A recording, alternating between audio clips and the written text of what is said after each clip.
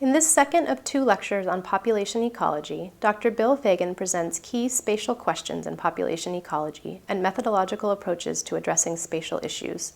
He notes the range of ways that space is conceptualized and represented in population ecology, from individual geographic coordinates to patch models to sets of patches and gradients. He uses the example of metapopulation studies to discuss population dynamics among several patches of population, and links this approach to human conservation concerns, including invasive species and extinction.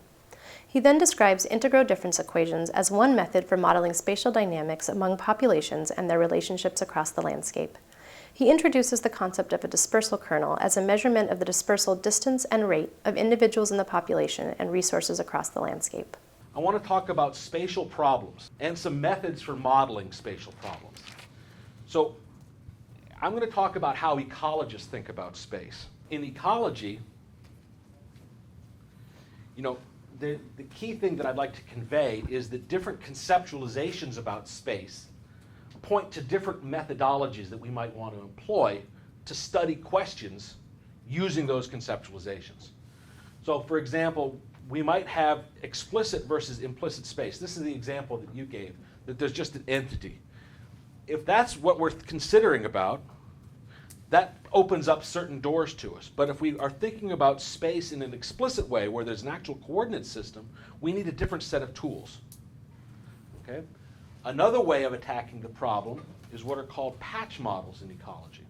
You can have one patch which has certain characteristics to it, and then there's stuff outside the patch which has different characteristics. And trying to build the model in that way gives us some insight into structuring the equations that we're going to use and analyze. We might have a set of homogeneous patches that are, let's say, stepping stones, or there's a whole group of them, so we move from one patch with an outside world to a whole set of patches. Or we might have a large network of patches where we actually have differences among the elements of that network. We might have small patches and large patches, or green ones and brown ones. There's different kinds of sets that might be important, all within the idea of a patchy structure to space. And lastly, we might have a region that's not patchy in any way, but rather it's dominated by gradients. Okay, so it's more of a continuum, and we're going to think about changes in characteristics across different elements of, or different locations within that landscape, that large region, by virtue of gradients. Gradients of wetness, gradients of sunshine, gradients of temperature or elevation. Things that are changing not in a stepwise fashion, but in a smoother, more gradient-like fashion. Okay? And what ecologists have developed in thinking about space in so many different ways is a veritable alphabet soup of methods that are available as researchers to tackle questions that are spatially structured. And here's just some of these different acronyms that are out there in the literature. We've got what are called PM, patch models, what some people call BBA models, bin, bucket, or array models. So you've got a whole set of patches that are strung out, and there's some kind of linear structure to them. Okay? We have what are called metapopulation models and network models. We have cellular automata. We have interacting particle models. We have partial differential equation models. And we have integrodifference equation models. And there's many, many others. It becomes an alphabet soup of modeling approaches. And the key thing, though, is that the kinds of questions you want to ask, and in particular the kinds of answers that you're going to get and the insights that are going to be possible, really hinge upon the kind of spatial methods that you use. So if you're thinking about the world as a single patch with an outside, you can get certain kinds of answers, you can ask certain questions, but you're not going to get the same, you're going to get, it's not going to be useful if your question is about some network dynamic, okay? And so as a result, there's a contingency and a necessity to match the approach that you use, the methodology that you use, with the way you're conceptualizing space and then to recognize that that starting point is going to set limits on what questions you can really effectively ask. I'm not going to go into all of these. This is like a couple weeks worth of lectures in my theory class, so I'm not going to do that. But I'm going to talk about one example. I'm going to talk about metapopulations, which is a term that was brought up at Brian's presentation earlier. So what is a metapopulation? Okay, it's a very common word in ecology. And so if you're reading this literature for the first time, you might run across this and want to know what it is. The idea really is it's a buzzword. It's a buzzword that's used to describe a wide variety of spatially structured populations. You want to think of a landscape, whether it's an anthropological landscape or sociological landscape or an ecological landscape, then that landscape is broken up into patches. Each of those patches might obey local population dynamics. You could have geometric population growth, you could have alley effects, you could have density dependence.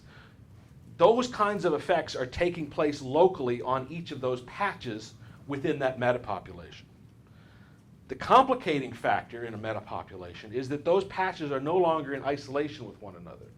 They're now linked together by movement. Individuals are moving from one patch to another, or seeds are being dispersed. Okay? And that movement complicates the situation tremendously because we now have a network operating, and we have to think about the dynamics at two scales, the local patch scale and the scale of the metapopulation, the network. And so what we're doing here is we're moving from local population dynamics, the simple kinds of mathematics that I showed you earlier, to whole sets of populations that are linked together.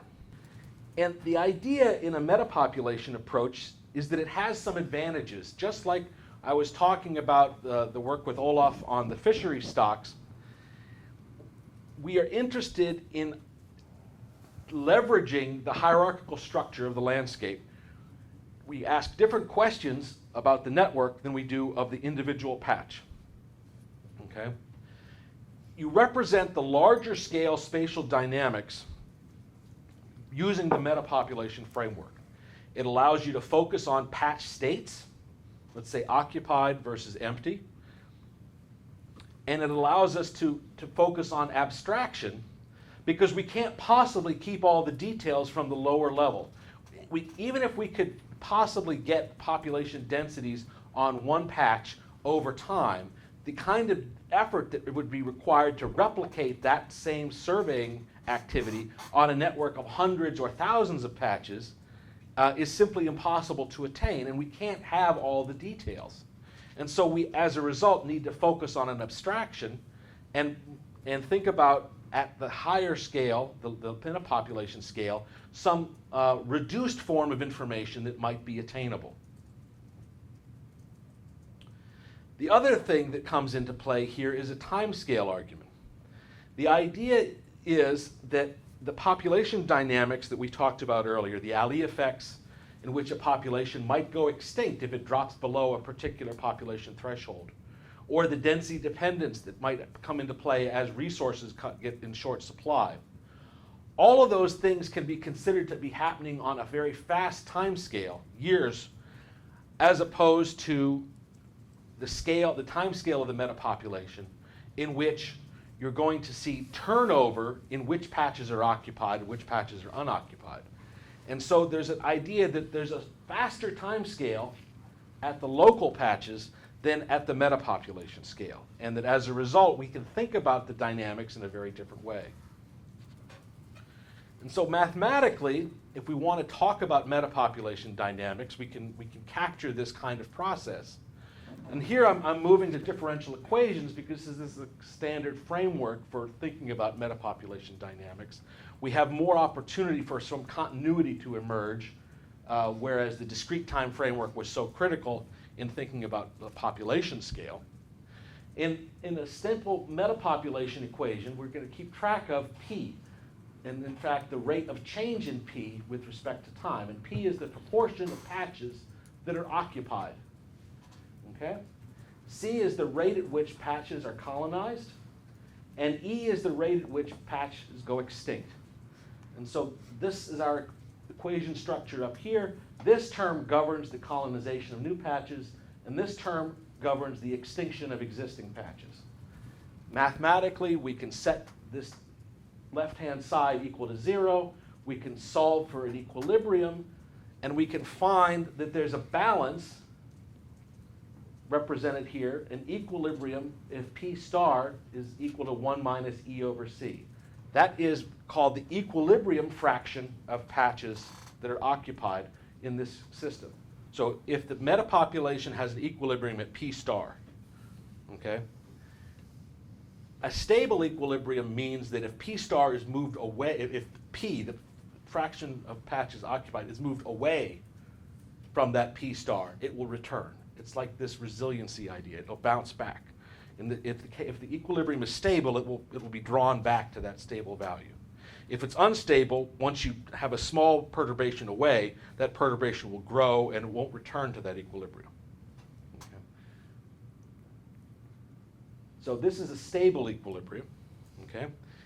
And in other words, you can characterize a metapopulation by virtue of it existing over time with a stable fraction of the patches occupied, and that's the equilibrium, which is determined by the relative magnitudes of the extinction and colonization rates. Okay? But this bears on conservation and management in a very interesting way. Let's say that we think about our landscape now and we start modifying it so that there's some system of patches out there, our metapopulation, and we're going to take some fraction of them out of circulation. We're going to destroy them. We're going to make them uninhabitable for whatever key species we're thinking about, and we're going to change our metapopulation in this way. And that's going to modify our equation like this. We're just going to throw in a parameter d here, which represents the fraction of patches that are destroyed. Okay? We do this, we get a new equilibrium. Our P star is now 1 minus E over C minus D.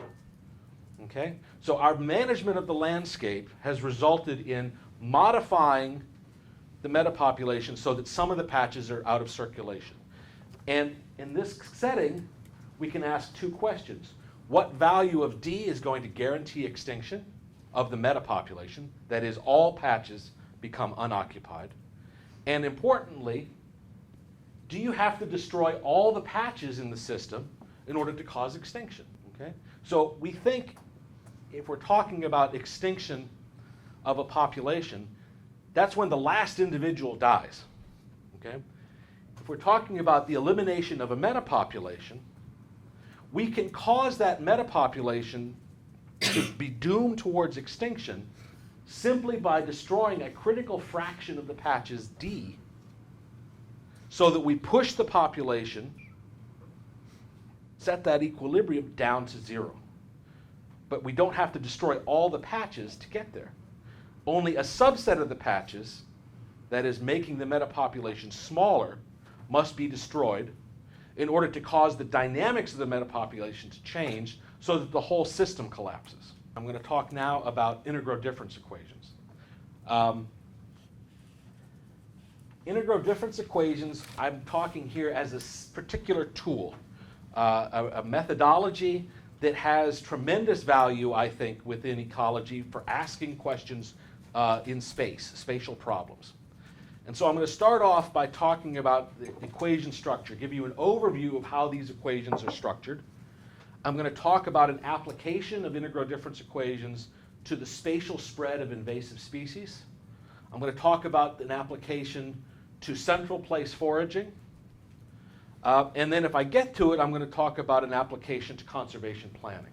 I'll see how far I get. One of my assigned readings was Hastings, that talks about integrodifference equations as a platform for ecological modeling of spatial problems. And another strong reference that I would point you to is a synthesis paper in the journal Ecology by Mark Cott and colleagues about 20 years ago now.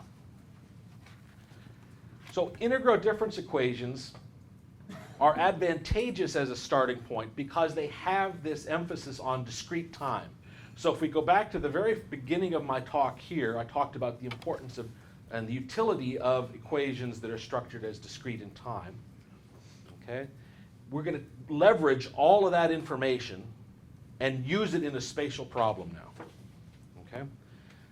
The difference, though, is that the integrodifference equations allow us to consider space in a continuous fashion. Okay?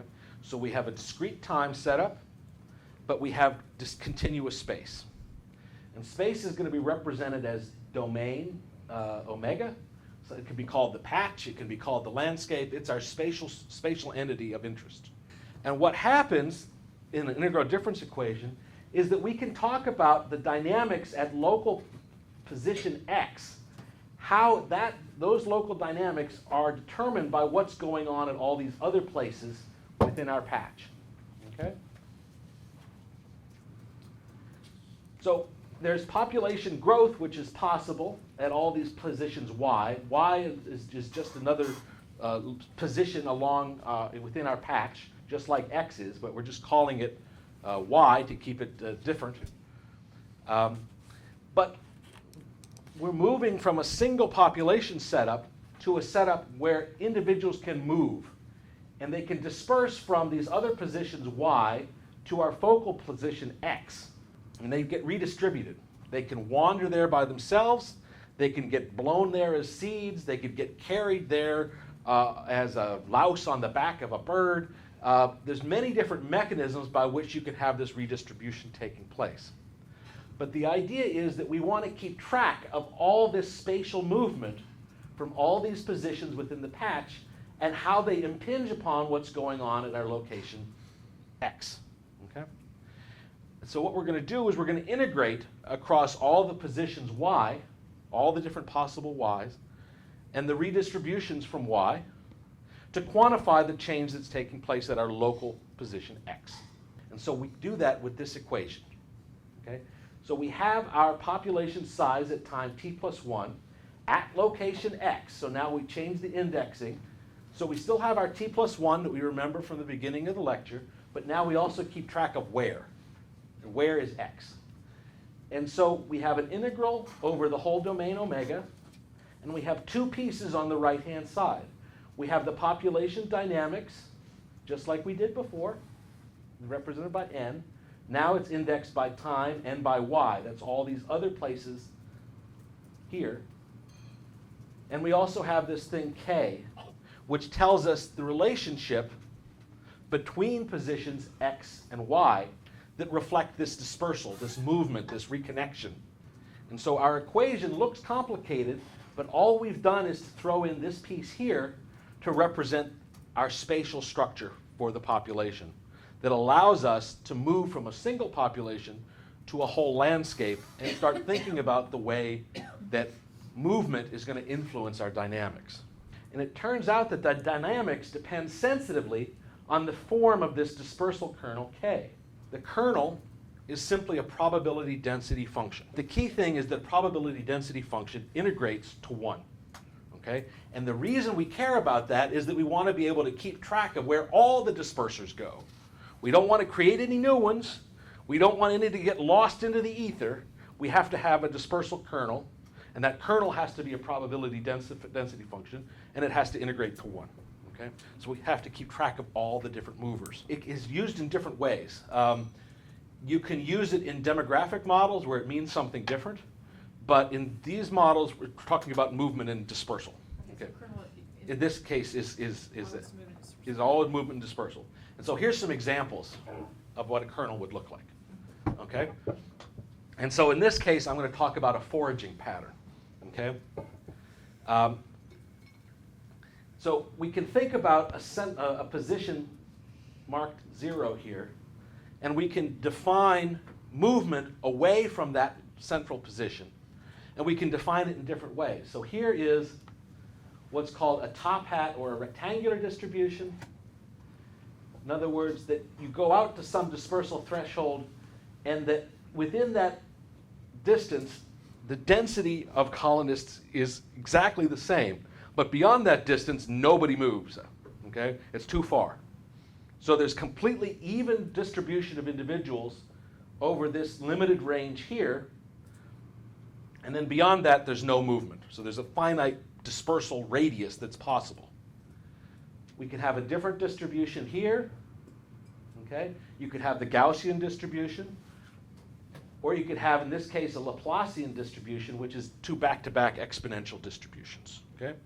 And the idea is that these different kinds of dispersal kernels, these different shapes, they come about by virtue of different physical processes. Wind dispersed seeds are going to have one particular kernel shape.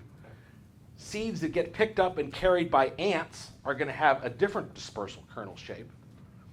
Animals that wander by themselves are going to have yet another. And so you have different kinds of shapes that can correspond to different mechanisms of movement.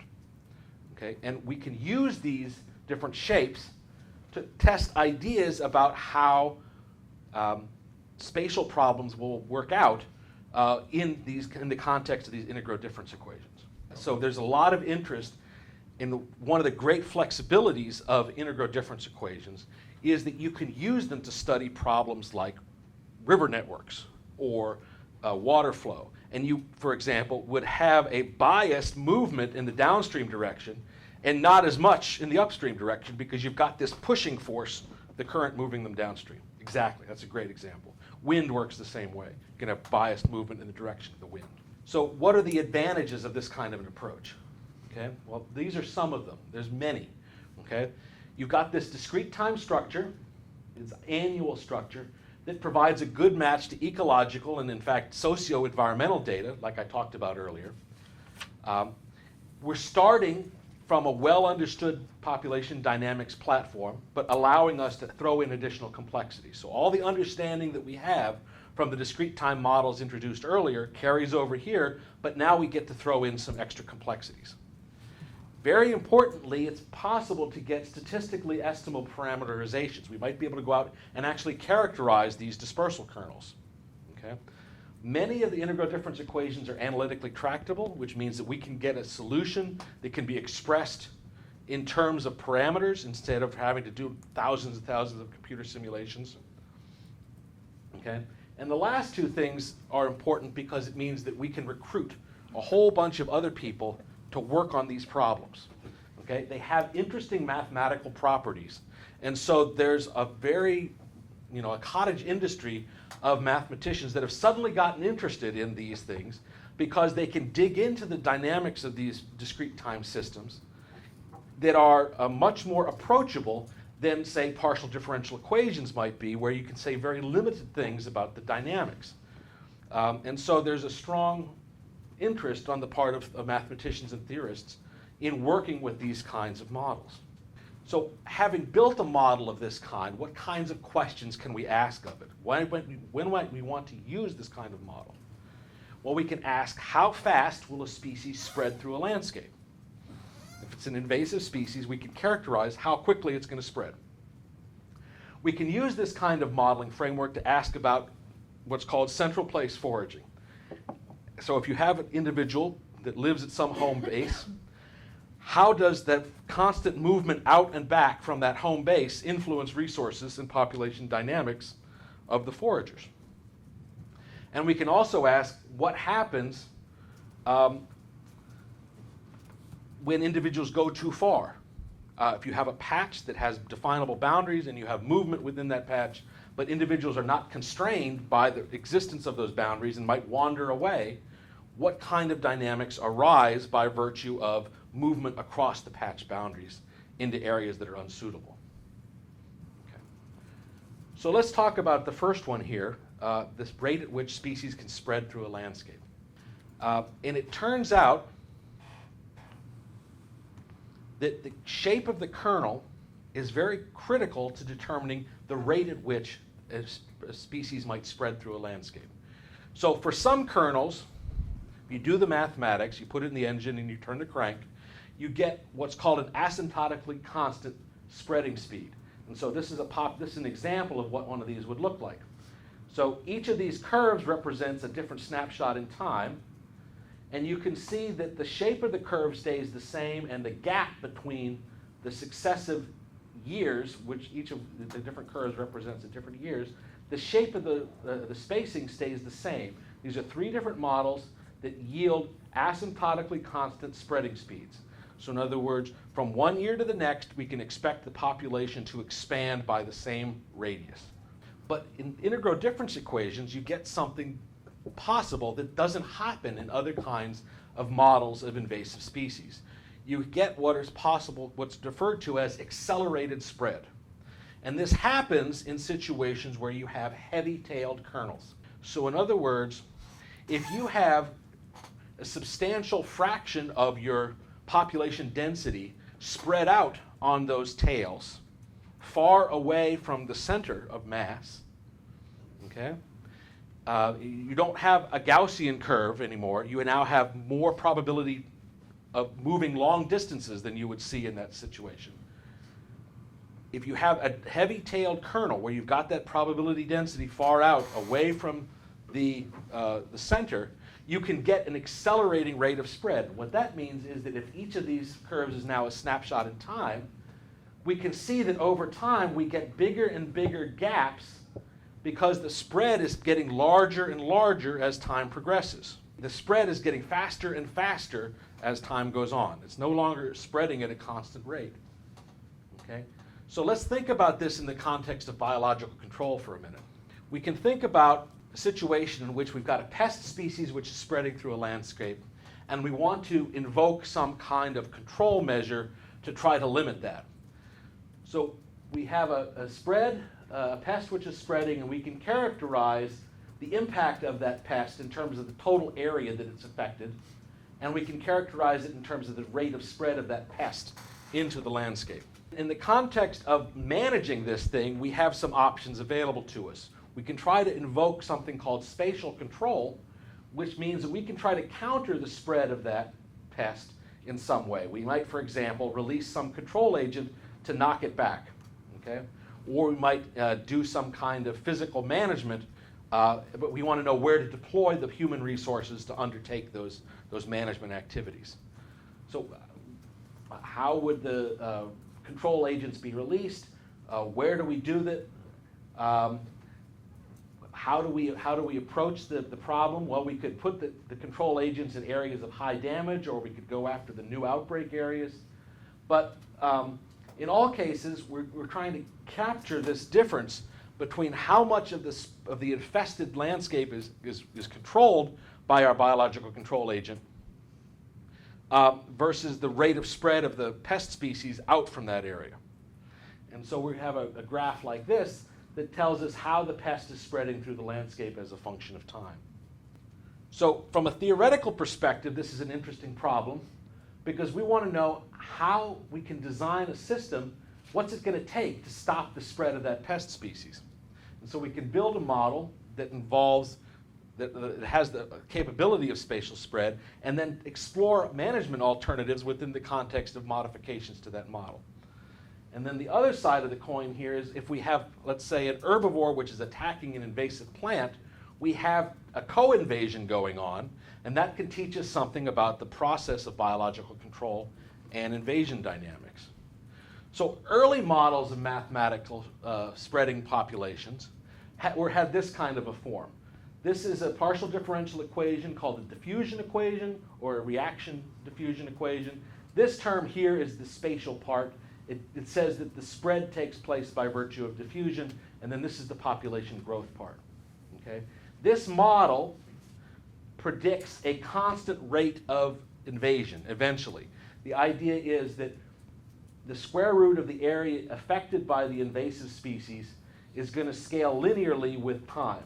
So with diffusive dispersal in this structure, the radius of the spread of the population away from the area it was introduced is going to progress in a linear manner, and you're going to see that increase in area damaged, and that's going to be a constant rate when you have diffusive dispersal. But with integrodifference equations, you have other possibilities, and this is the idea that's so critical to thinking about this as a more flexible modeling framework.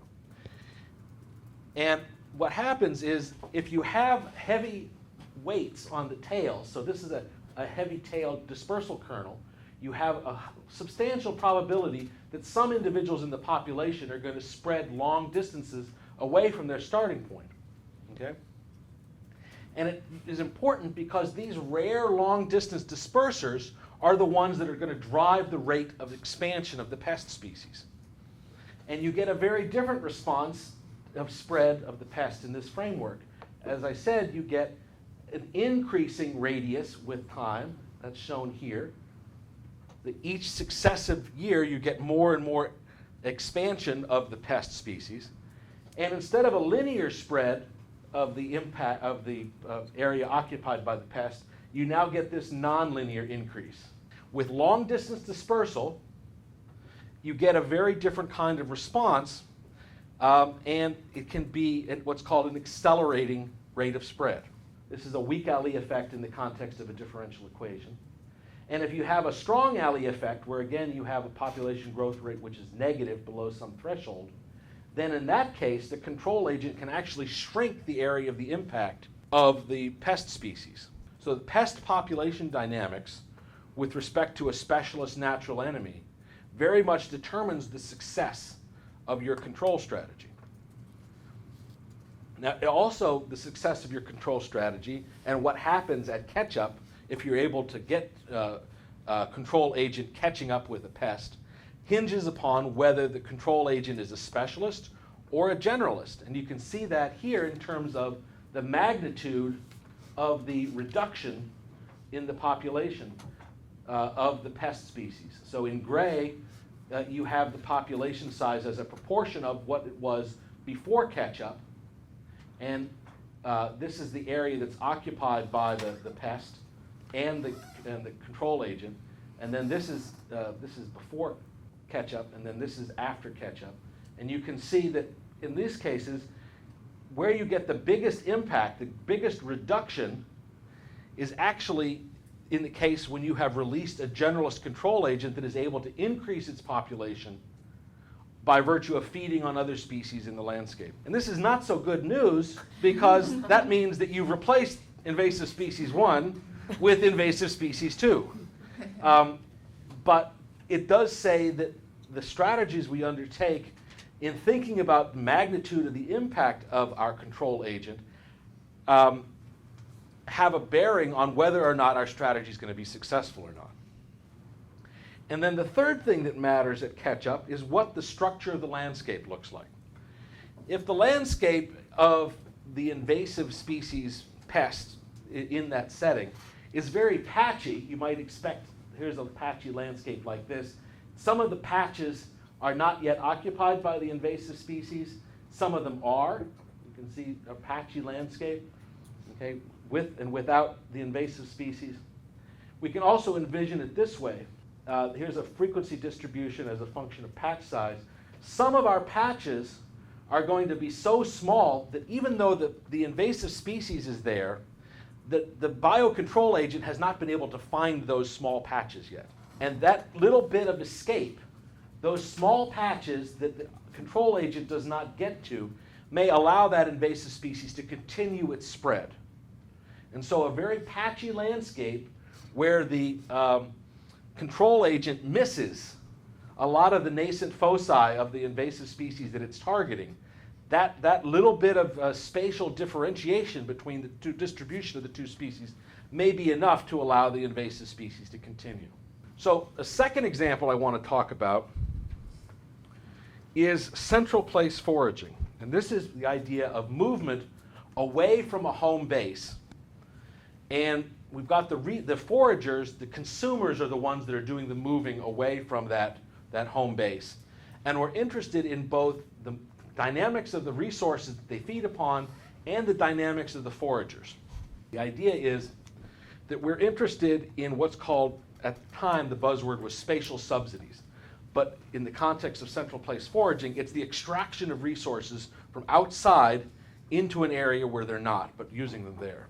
So spatial subsidies in this context, we've got the movement of individuals or resources from one area to another. There's a net enhancement in the recipient community. And the language about spatial subsidies typically shows up in situations where you have relatively limited availability of basal resources. So for example, you might have a desert island where material washes up from a productive ocean. Or you might have dead leaves falling into a forest, salmon carcasses littering and providing nutrients at a particular time in the season, okay, are all examples of these kind of spatial subsidies. And spatial subsidies are especially important in resource-poor habitats, desert islands, the deep sea floor, or cave systems. And central place foraging fits in this because the central place foragers can be the conduit by which the resources, the spatial subsidies, are brought into the central place for utilization. They are the agents by which resources or nutrients are moved across the landscape. The animals facilitate local population growth, they can recycle waste products, and in turn, that movement of resources into areas that were otherwise resource poor can support local communities. The examples are inquilines that live in ant colonies. You've got large numbers of guanophilic species that live at seabird colonies by virtue of the guano and other wastes that are deposited by the birds on the colonies. And you have species in caves that live on the resources brought into the caves by virtue of things like cave crickets, which are these conduits. And we can think about integrodifference equations as a framework for working with these kinds of problems, because our kernel can be simplified from kxy to just kx, because all the resources are going into the central place. And so we only have to think about the extraction, the vehicles by which the resources are brought into that central place, into the cave. So classically, central place foraging is a branch of what's called optimal foraging theory, which shows up also in the economics literature. It asks the question, how should individuals search for food near their central place? And you get questions like, well, there should be some selectivity, there should be risk and reward trade-offs that might need to be considered. You might have issues of energy versus time as a constraint on how the agents are selecting resources. But I'm going to talk, instead of individuals, I'm going to talk about populations. And we're going to use the integrodifference equation framework as a vehicle for looking at population level approach to central place foraging in caves. And so our biological setup graphically looks like this. And again, I'm a theorist, so this is the best I can do. But the idea is that you've got a cave and you've got a landscape on the surface where the resources are distributed. And the crickets come out of the cave at night and they distribute themselves across the surface of the ground, away from the cave, and they pick up everything they can that they can eat and they bring it back to the cave. And then once resources get brought back into the cave, it influences the cave cricket population. They reproduce, they lay eggs, and there's a whole biota of species inside the cave that feed on cave cricket eggs and also feed on cave cricket carcasses and cricket feces. There's a whole community of species underground which hinge upon this movement of resources from above ground into the below ground world. And they have huge populations in many caves. All we did in this case was then to jump and make the model spatial by saying that our resources are spatially distributed around the cave opening. This is the same thing happening now with the consumption that takes place of those resources around the cave opening.